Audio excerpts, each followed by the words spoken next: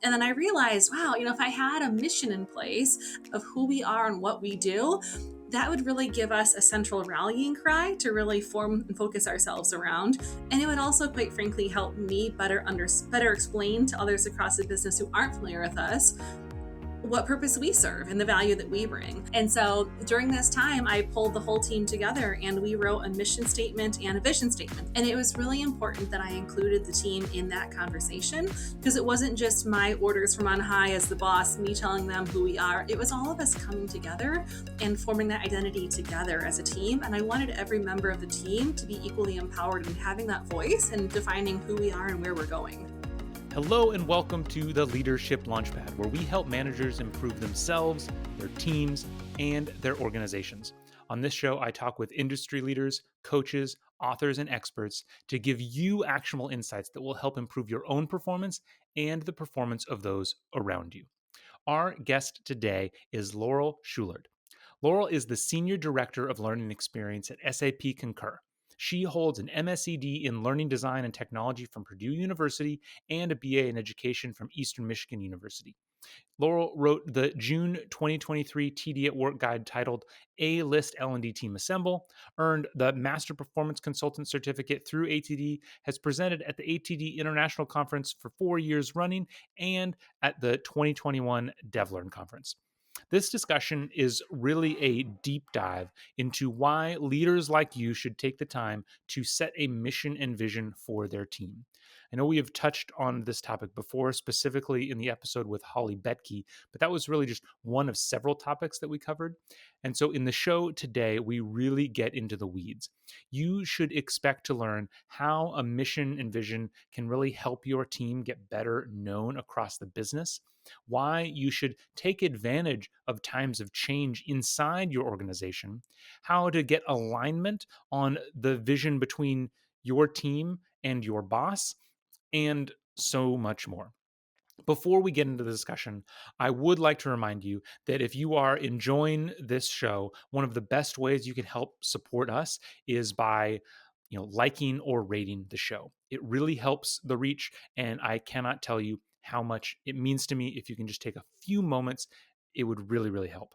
And with that, let's get into the discussion with Laurel Schulert. Laurel, welcome to the Leadership Launchpad. How are you doing today? I'm doing well. Thank you so much for having me here. Absolutely. I'm really excited to chat. We first connected, what is it, 2 weeks ago now? And I'm really looking forward to this conversation because of kind of what we're going to focus on, right? And I think, you work at SAP in the tech sector, in kind of all kinds of workplaces. There's a lot of change happening right now. Lots of restructuring, lots of people finding all of a sudden they're part of a different team, or their team gets condensed, or they're changing, they're restructuring and might have, some new mandate for their team. And in our discussion a couple of weeks ago, one of the things that we decided we wanted to focus on is this idea of how, in times of high change, how do you even figure out what your team does? Which maybe isn't something that some people take it for granted, but I think taking it for granted is a mistake, and there can be a really big challenge there. So what has been your experience with that? How do you figure out what your team does?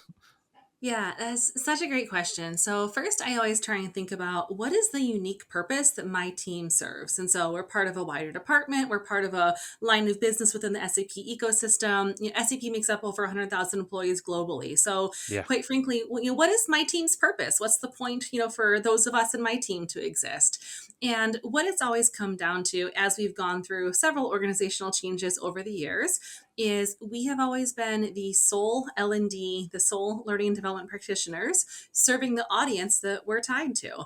It's our responsibility to make sure that they are properly onboarded, that they receive proper ongoing training, and they're equipped to succeed in their roles.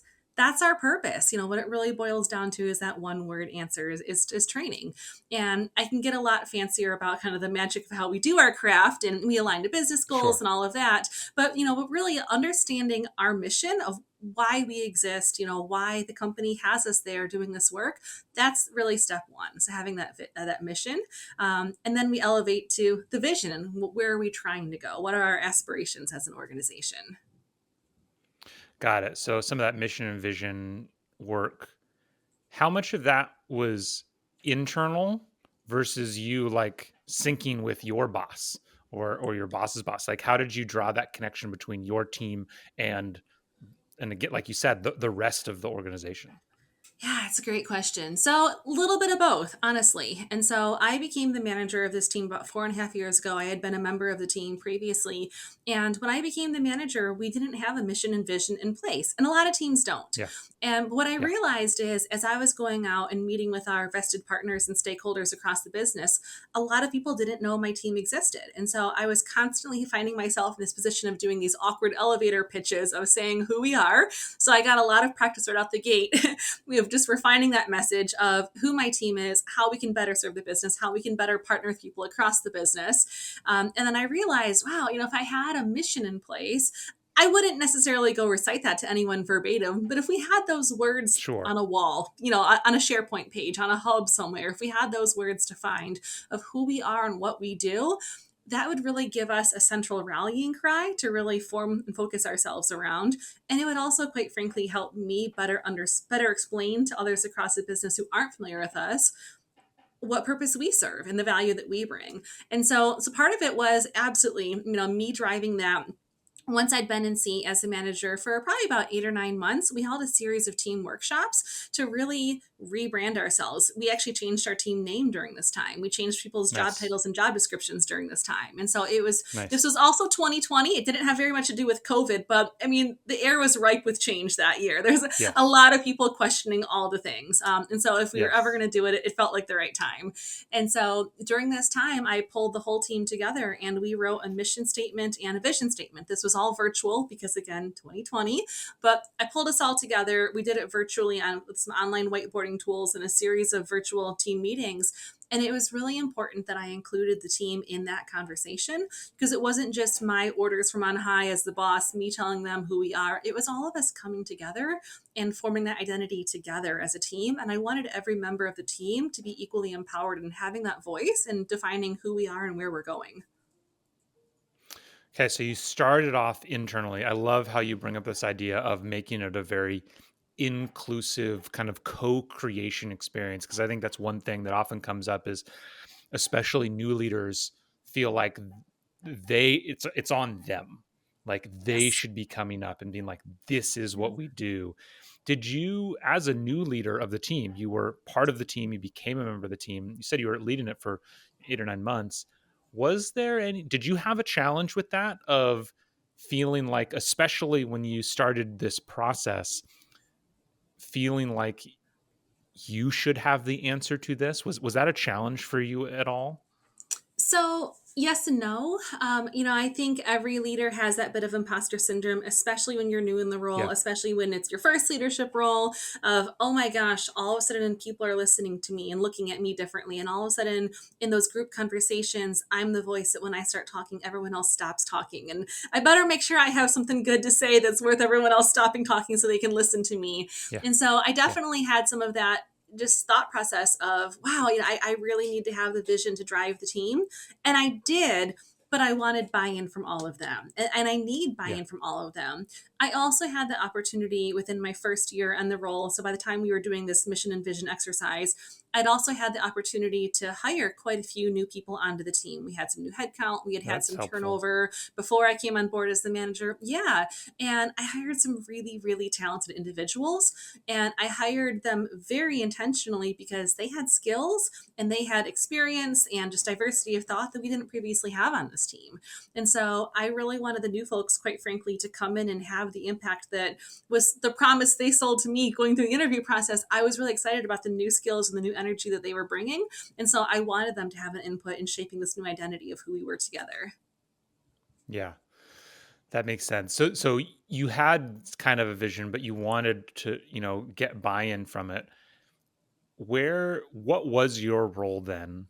I want to get kind of in the weeds Yeah, for a minute to help people who yeah, have never gone through a process like this. yeah, What was your role in curating, navigating that discussion of bringing in these ideas, but also, I don't know, I guess, yeah, where did you find that difference between just yeah, eventually ending up where you wanted to end up anyway? You're just kind of yeah. bringing it there versus like truly including these ideas and steering the course with that Yeah. inclusion.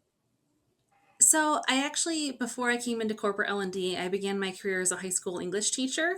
And one Mm-hmm. of the first things I did as the manager of this team is I held a book club. And so we chose a book. It was Agile for Instructional Designers by Megan Torrance. We had budget at that point, so everyone on the team got a copy funded for them. And this was a Nice. really low cost and really fun and engaging way for us to start these conversations. And so, I saw, in answer to your question, I saw my role as the conversation facilitator. I didn't want to be the sage on the stage Mm. telling everyone, here's what we do. I went back to that English Mm-hmm. teacher method of let's all read something, let's come together and talk about it, and what life lessons can we draw from this. And so, as we were going through that book, Agile for Instructional Designers, we pulled out several chapters that were really important for us in sort of reframing the work that we do.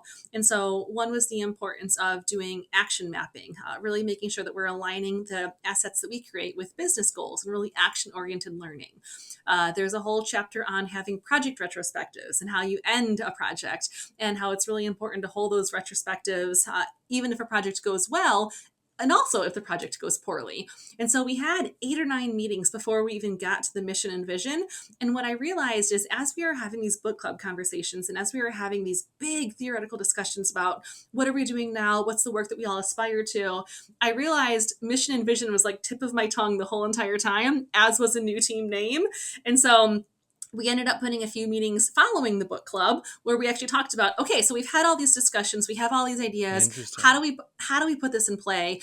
We really need to wrap this around a central mission, and we really need to wrap this around the vision for where are we going, because our work isn't going to be done evolving as a team, and certainly the business is not done evolving around us. And so what is that vision for that future state?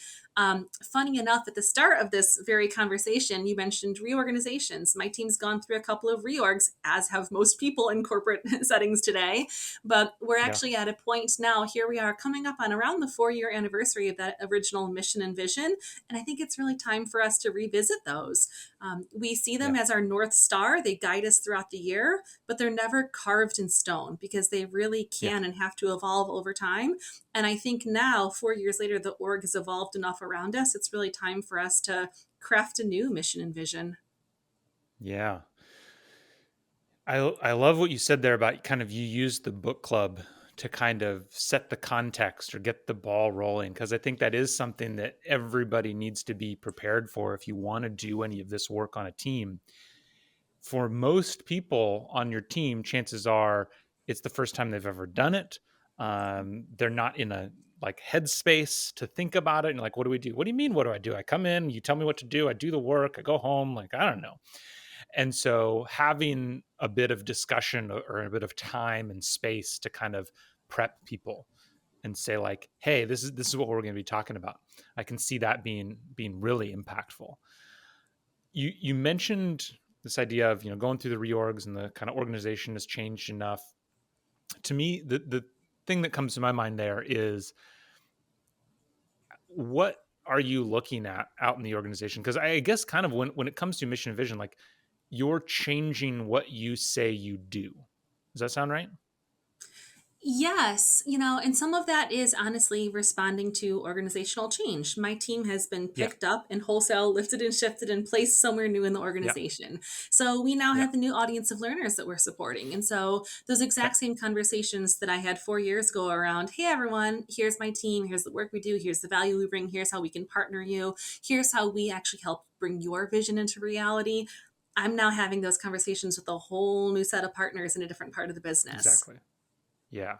So you're looking around you, looking at kind of your suppliers, your customers, and seeing what new relationships we need to create.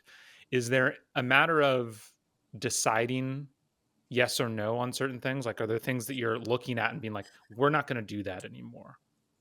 Honestly, yes. I think one really great benefit that comes of having a reorganization is we get to pivot a little bit. And so I go back to Yeah. that elevator pitch. When I think about how I describe the value proposition that my team brings to our partners across the business, I'm making sure that I'm hitting the notes and hitting the elements that are things we really want to focus on.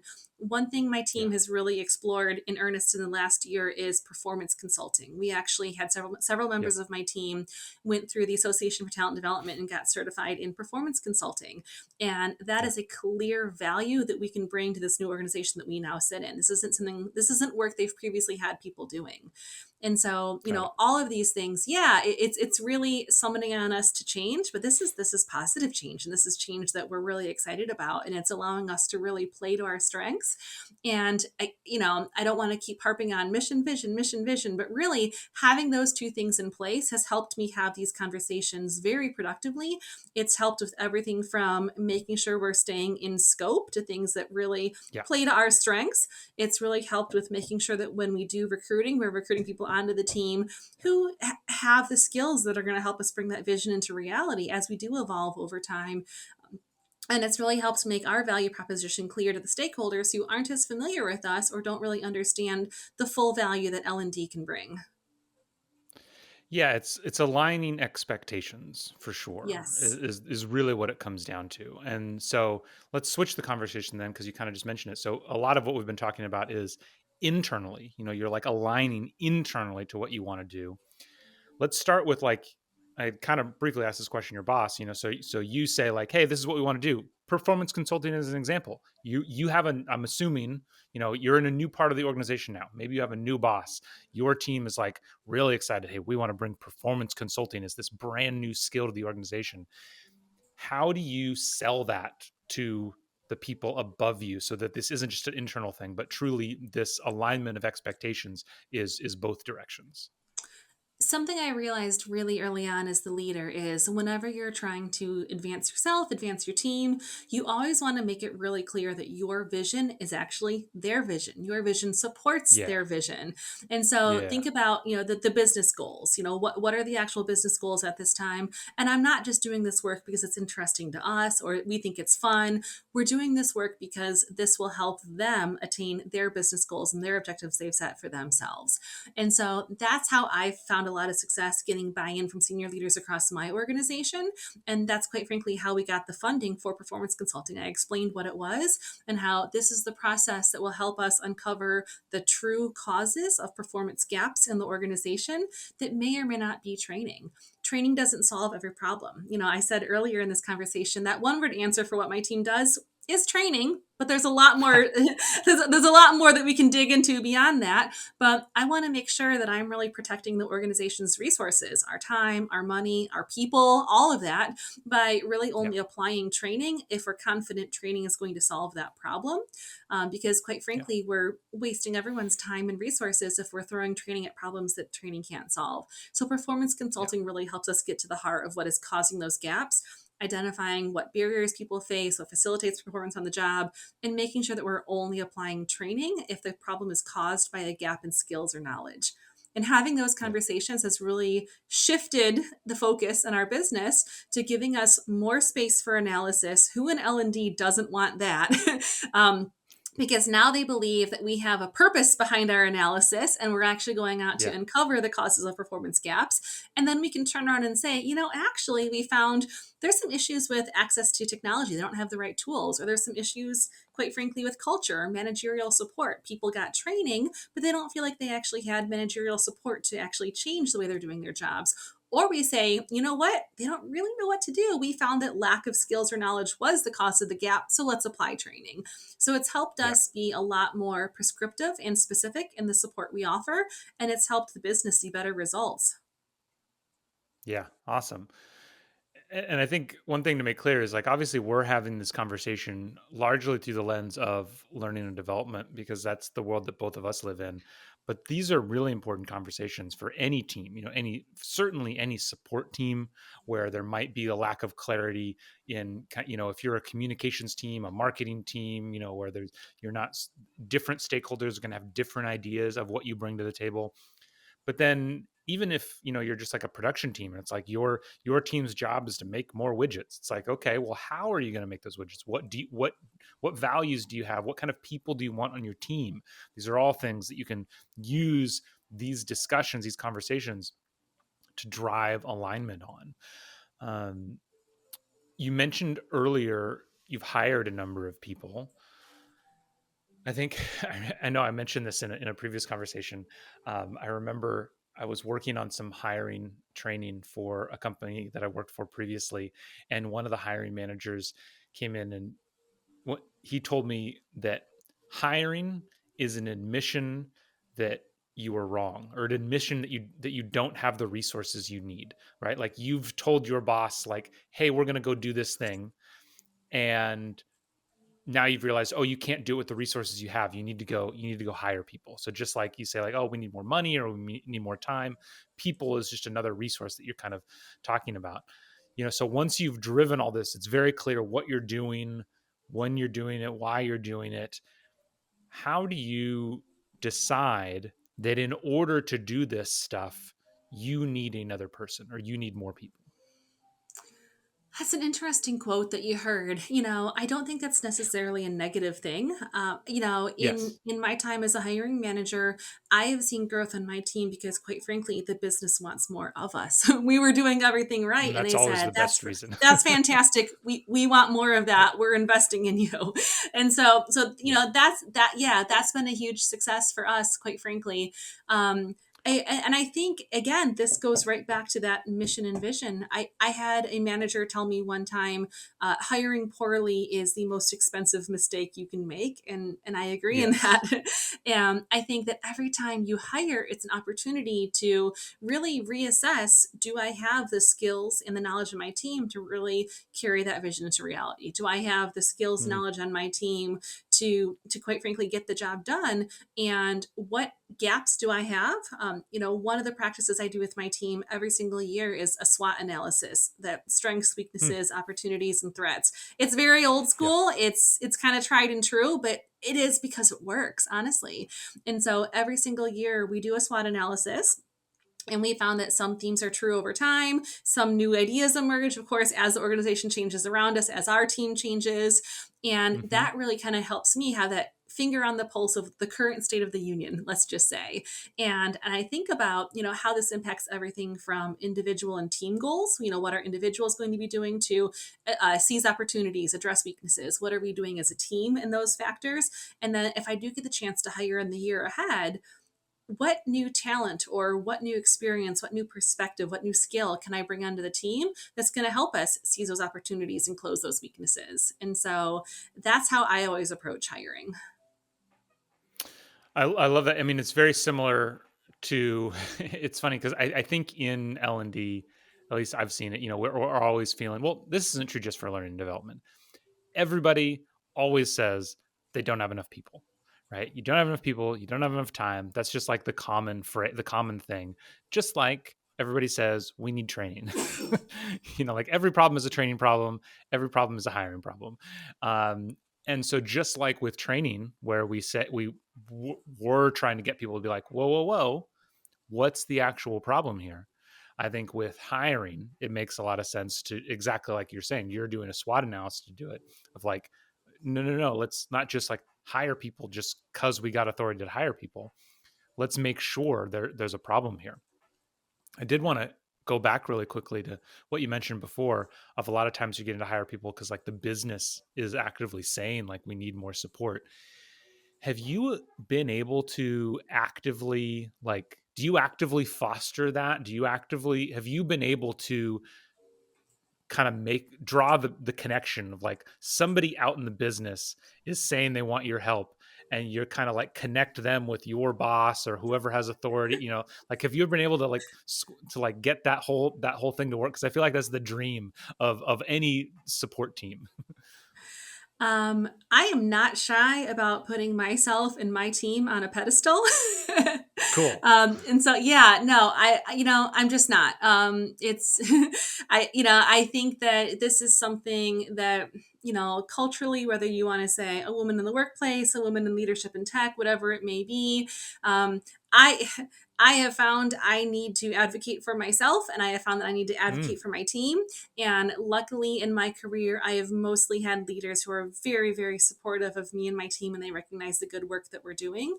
But absolutely, I am not shy about identifying opportunities and going out and seizing them. There is a previous leader in our learning and development org who now has a more kind of traditional business role elsewhere in the business uh-huh. now. And that leader and I keep a regular sync on the calendar every couple months. We chat and catch up. And I'm always sharing success stories that, things that my team is working on because she's invested in my Yeah. team. She knows us. She used to be one of our peers. And every so often, those conversations lead to her saying, you know what, there's a problem over in my part of the business. Can one of your consultants come in and help us solve our problem? Mm, Yes, absolutely. And so I'm always really careful again to protect against scope creep, protect against roles and responsibilities. I try and make mm-hmm. really intentional choices, but I am not shy about volunteering myself and my team to what I consider to be a worthy cause that's going to help us get a little more recognition and have that bigger impact. And that can be everything from just, kudos and accolades all the way through job security, honestly. Yeah. I love it's interesting the way you just mentioned that and the way this conversation has gone because I feel like one of the things that you've kind of helped answer is the two needs that you have to kind of like create, they're like bookends in terms of how do you create a team that gets a lot of work to propel it forward versus to collapse it. And that's the sense that there's lots of people out there, there's lots of leaders. I'll admit, I was one of these leaders who was just like, yes, we'll do that. Yes, we'll do that. I was out there talking to people. I was networking and I was like, yes, yes, yes. But then we just got overwhelmed and had way too much to do. And as a result, you're not really servicing anybody and nobody's happy with what you're doing. And that's because what I was missing, what I think a lot of leaders are probably missing, is that very clear mission, vision, scope of this is what we're doing. And so once you have that firmly in place, then you can go out there and really, shout from the rooftops the accolades because you've made it clear this is what we're capable of doing. This is what we focus on. And so if it starts to build beyond that, now you have a very true case of saying like, look, these people are asking for our help. We are trying to fit within these bounds. We do not have the resources to support them. Can you give us the resources so that we can support them? Does that all sound right? No, it absolutely does. Yeah. So then one thing that you mentioned there, you briefly mentioned kind of this, like women in leadership, women in tech idea about being very out front for female leaders who find themselves in these positions. I don't know, how have you personally kind of navigated that of was that something, a skill that you had to teach yourself, or was that kind of just like natural to you of like, no, like let's go team, let's do this? A little bit of both, honestly. Okay. I'm somebody who's just never been shy about getting up in front of others. I'm on a podcast right Yeah. now. I began Yeah. my career Yeah. as a high school teacher, and getting up in front of a group of high schoolers is terrifying. And sure, I had those fears, but it's never prevented me. And so that's something that I've realized that, you always think about luck as sort of being the intersection of opportunity and being prepared. And so I've Yeah. made sure to really prepare myself for those opportunities when they come up. So I'm not often afraid of opportunities. But it is something that I do try and definitely be mindful of. Um, you know, I think oftentimes, and this may be a gendered female thing, and it may not be. We often expect the workplace to be a meritocracy. Well, if I Mm, if I just do good work, everyone will notice me. If I'm always chipping in, if mm, I'm always raising my hand, everyone will notice me. And that's not always the case. And so, mm-hmm, I've been fortunate that a lot of coaches and mentors in my career have really coached me on this idea of having a personal brand. And it's more than just what mm, you think of yourself, it's reliant on what others think of you, and how having that strong personal brand opens you up for opportunities. And so that's something that I think about with both myself and with my team is, what do we want to be known for? And quite frankly, another leader in my organization once asked me that, Laurel, what do you want to be known for? And that's a question that I go back and I Mm, ask my team time and time again. What do we want to be known for? And so, as our team has moved through reorgs across the business, as we're going out and meeting with different partners who maybe haven't heard of us before, or they think, oh, that's just the team that makes the PowerPoints look pretty, and they don't realize how much work has really gone into the whole entire end-to-end lesson plan that PowerPoint is part of. I always think about this notion of that personal brand. What do they think about us? And that gives me the courage to present myself and my team in the best light yeah. possible. Yeah, it sounds like it's just one more reason to do this mission and vision work, because then it makes it easier for you to Yes. go out and evangelize, because you know what you want to Yes. say, you know what you want to celebrate. Yes. Interesting. That makes a lot of sense. Um, as we close, I do want to take a moment to think about this again. There's so much reorganization happening right now. Sometimes that reorganization is shrinking, or certain teams are taken out, and all of a sudden your team, you've done all this work, you have all this, like, this is what we want to be known for, this is our mission and vision, and then something happens, the company changes, and it's like, wow, your scope doubled, or you have half the number of people that you did yesterday. How do you manage that when all of a sudden the scope changes kind of outside of your control? It's funny, Matt. I don't think this is something that you and I had talked about before the call, but that's also an experience I've had as a leader. I shared a story a few minutes ago about the good times when the business invested in us. And Yeah. unfortunately, a few months ago, things went in the opposite direction, and a few people on my team were impacted by layoffs. And Yeah. so, I really thought about a couple different things here. What is my role as the leader in this situation? What is my role as the manager and like an HR front, and communicating information and wrapping up the end of their employment? But then also, what is my role as a leader? And I mentally invested in these people as much as the business financially invested in these people. Yeah. And so I wanted to do a couple things for both the people who were on my team still and the folks who unfortunately were exiting the company. And so for the people who are on my team, I've been very, very careful in the last several months to really protect them from scope creep, from expansions of their Hmm. roles and responsibilities, because even though everyone who is still here is feeling a sense of relief that we are still here, there's still a bit of fear, quite frankly. That what does Sure. the future look like for us? Yeah. As there's reorganizations, will my role be Yeah. changing? Is my work Yeah. changing? Are the people who I've historically worked with, maybe doing different things as well? And so I've really worked to bring clarity to the people that are still here, and who are still invested in being here and supporting this mission. And then for the folks who've exited, I I've really worked to help them find their next steps, whether that's opening up to my network. I did a series of with their permission, I did a series of LinkedIn posts about each of them, sharing successes, sharing Nice. stories. Nice. Everyone who was in that situation did find interviews, through my series of LinkedIn posts.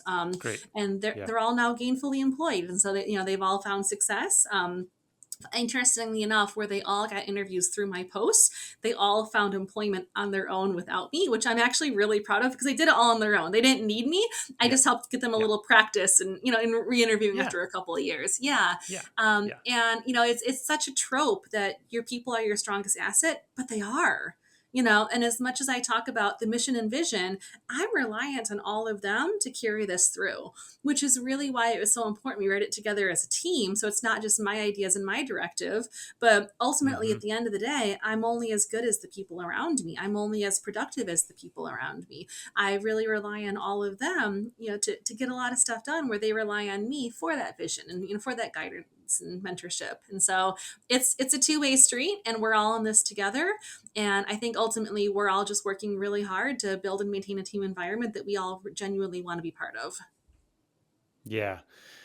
Yeah. I think that's 100% right. And I love how you can tell you've spent a lot of time kind of thinking through all this stuff and practicing all of this stuff, because this all becomes a very consistent and self-reinforcing philosophy of, the mission and vision isn't just about like being more productive. It's making it so that you can celebrate your people better, celebrate your team better. It's so that you can protect your people when things go bad. It's so that you know how to, you better know your people so that you can better support them when it's time to move on.